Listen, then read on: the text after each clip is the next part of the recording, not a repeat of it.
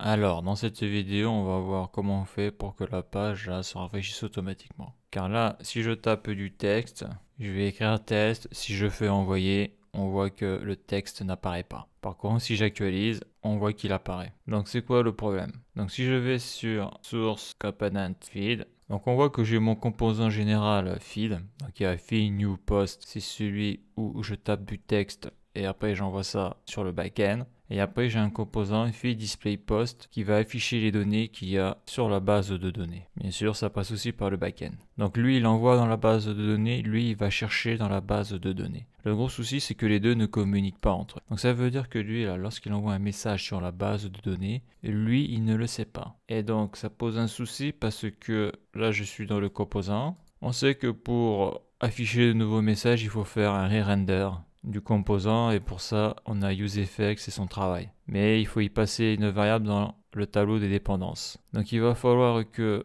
depuis le composant newPost, donc là je suis dans le composant newPost, lorsque j'envoie un message à la base de données, donc lorsque le serveur répondra, réponse OK, alors il faudra que je transfère une donnée par le biais des props ici, pour faire venir la donnée ici, pour après la transmettre dans les props du composant feed display post. Donc là, je suis dans le composant feed display post. Et donc, par le biais de ces props, amener une variable ici pour pouvoir faire un re-render du composant lorsque un nouveau message a été envoyé sur la base de données. Donc ça, c'est la théorie. C'est la méthode la plus simple parce qu'après, probablement que j'aurais pu aussi passer par le contexte, c'est-à-dire que lorsque un nouveau message est créé là dans newPost, lorsque j'ai répondu serveur, envoyer une variable sur le contexte, mais là mon contexte là, il est spécifique, il est ici à l'authentification. On le voit là, tout ça c'est pour l'authentification, donc il faudrait peut-être créer un autre contexte, mais là c'est pas utile pour ce que j'ai à faire. Et après quand il y a trop de composants à remonter, bien sûr il reste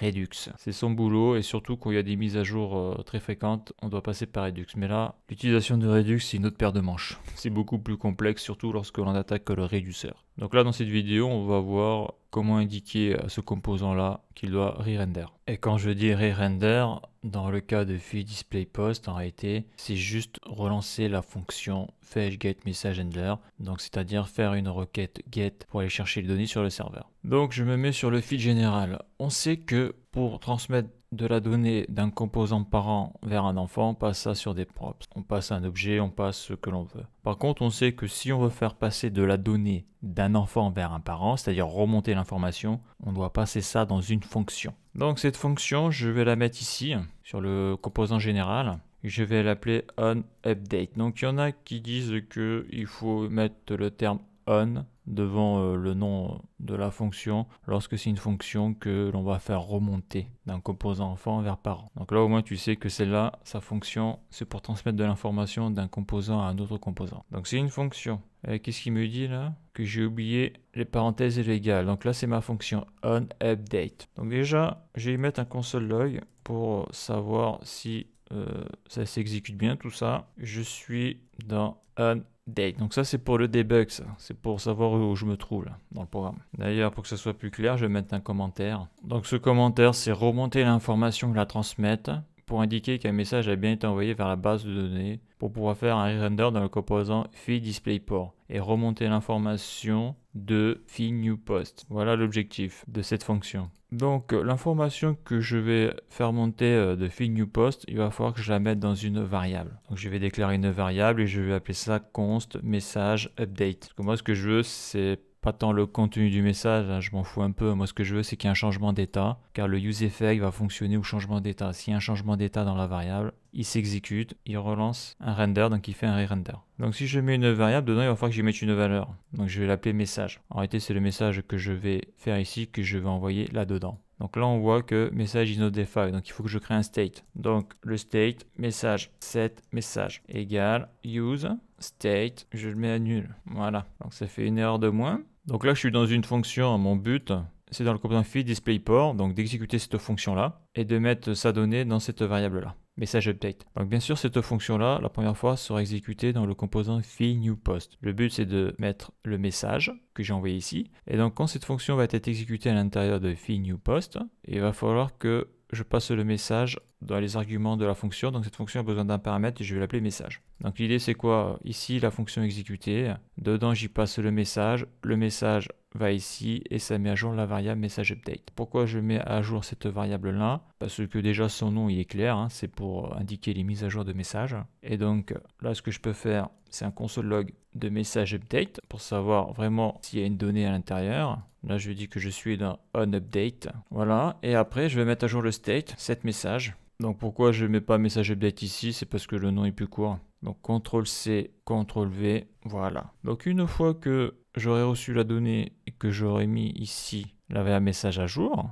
et bien après cette variable-là, je vais pouvoir la transmettre ici, feed display post. Mais déjà, il faut que je fasse remonter la donnée. Donc là, j'ai créé ma fonction. Donc ma fonction, maintenant, il faut que je la transmette au composant feed new post. Donc comment je vais l'appeler? Je vais l'appeler onUpdate. Le nom de la prop, c'est onUpdate égal. J'ouvre les accolades, je ferme les accolades. Et dedans, je vais y passer la fonction onUpdate. CTRL-C, CTRL-V. Donc ça, c'est bon. Maintenant, je vais pouvoir aller sur feed new post. Donc là, déjà, là, si j'envoie un message, qu'est-ce que ça fait? Data à envoyer, data response. Pour le moment, ça fait rien de particulier. J'actualise, voilà. Donc maintenant, je vais afficher ce composant à droite, open to the side. J'agrandis. Donc là, c'est mon composant principal feed. Ici, j'y passe une probe qui s'appelle onUpdate et la fonction, c'est onUpdate. Donc là, je vais utiliser la destructuring syntax pour mettre directement le nom de la fonction onUpdate. Ça, c'est bon. Donc là, je suis ici, je passe ma props. Elle atterrit ici, feed new post. Donc maintenant, qu'est-ce que j'ai à faire? Eh bien, ce que j'ai à faire, c'est transmettre la donnée, que le message avait été envoyé. Donc là, je descends. Donc là, je suis sur ma requête fetch post handler, requête post. Donc if response.ok.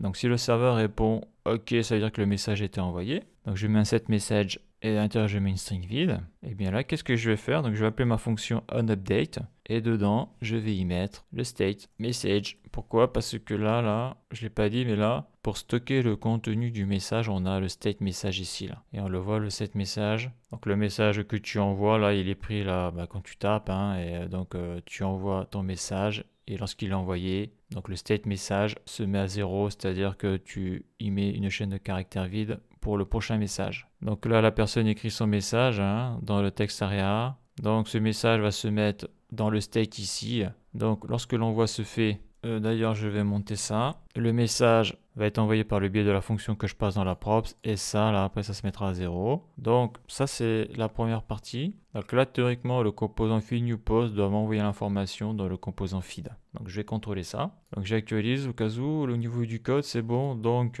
je vais marquer monter l'information du composant enfant vers le parent. Si je fais envoyer, qu'est-ce que j'ai? Donc j'ai bien je suis dans onUpdate, monter l'information du composant enfant vers le parent. Donc là je suis dans onUpdate, donc c'est bien celui-là qui est dans le composant principal feed. Donc là une étape importante a été effectuée. Là je fais CTRL-C, je vais écrire 2, envoyer. Je suis dans onUpdate qui est dans le composant principal feed, monter l'information du composant enfant vers le parent 2. Donc voilà actuellement ce que je passe comme information. Donc cette information-là, je vais l'envoyer maintenant sur le composant qui me sert à faire l'affichage des postes qu'il y a sur la base de données. Et je vais mettre cette variable-là dans le useEffect pour que le useEffect lance un re-render du composant. En tout cas, relance l'exécution de la fonction de la requête get. Donc je vais ici. Donc là, c'est mon composant principal. Donc maintenant, je veux passer l'information dans feed display post. Donc là, c'est facile. Donc la props, comment je vais l'appeler? Je vais l'appeler onUpdate, c'est pas un souci. Par contre, la donnée que je vais y passer s'appelle message. Parce que lorsque l'information vient du composant feed new post, je la fais remonter par le biais de la fonction dans le composant principal. Donc message dans message update, mais message update, je le mets après dans le state que j'ai appelé message. Donc j'aurais pu probablement l'appeler aussi message update, mais en réalité je m'en moque un peu. Moi ce que je veux c'est juste que cette variable là indique qu'il y a eu un changement au composant feed display post. Donc là c'est bon. Là je transfère l'information. Donc on voit que ça part ici, ça va ici. Et après ça va redescendre ici. Donc là je vais changer de composant. Je vais mettre feed display post. Voilà, ça je le cache. Donc là, du composant principal, je vais aller ici. Donc la prop, c'est onUpdate, c'est son nom. Donc ici, j'y passe la props onDate. Donc elle apporte bien son nom. Il y a une mise à jour. Donc après, je regarde mon useEffect. Donc déjà, pour faire un petit test, mais ça, je vais le virer après, console log. Là, je vais mettre onUpdate, point virgule. Maj add flèche du bas, les doubles cotes. Et là, je vais mettre un petit commentaire. je suis dans Feed Display Post on Update, CTRL S. Donc je teste ça. Donc là j'actualise, voilà ce que j'ai pour le moment, super. Je suis dans Feed Display Post on Update, nul. Normal, j'ai pas envoyé de message. Donc bah tiens, je vais faire un CTRL C de ça, CTRL V, envoyer. Donc là on voit que je suis dans Feed Display Post on Update et voilà le message que j'ai mis. Donc on voit que l'information est bien passée du composant pour envoyer des messages au composant pour les afficher. Donc maintenant j'ai plus qu'à mettre cette variable là dans le use effect et là on pourra voir que j'aurai plus besoin d'appuyer sur le bouton actualiser pour afficher de la donnée. Donc ça je supprime, ça sert à rien. Et là je vais y mettre on update. Donc c'est ce que je passe ici là en props. Et on avait vu précédemment donc la value qu'il y avait à l'intérieur. Là je vais écrire pour aller chercher les données sur la base de données. Pour aller chercher les postes. Voilà, ça sera mieux comme ça. Donc là théoriquement je n'aurai plus besoin d'actualiser. Donc là c'est bon maintenant. Je clique sur envoyer. Magique, ça s'est affiché. Donc là, ce que je vais faire, c'est un peu de nettoyage sur la base de données, car pour le moment, je ne peux pas effacer depuis l'interface mes messages. La fonction n'a pas été implémentée, ni la route d'ailleurs, ni le contrôleur. Donc là, je suis sur la base de données, j'actualise, il y a plein de trucs. Donc là, je sélectionne tout ça, je supprime, je supprime, je supprime. Ok, je supprime tout ça, j'agrandis, supprimer, oui, voilà. Donc là, si j'actualise, bah, il n'y a plus que ça en message. Donc là, maintenant, on va bien voir le phénomène. Donc je vais écrire A. Je clique sur envoyer et on voit que ça s'affiche tout seul. B, envoyer, plus besoin d'actualiser ici. J'ai plus besoin de faire ça. Donc A, B, C, ça marche. Et là, je vais taper D, ça fonctionne. Donc là, on a vu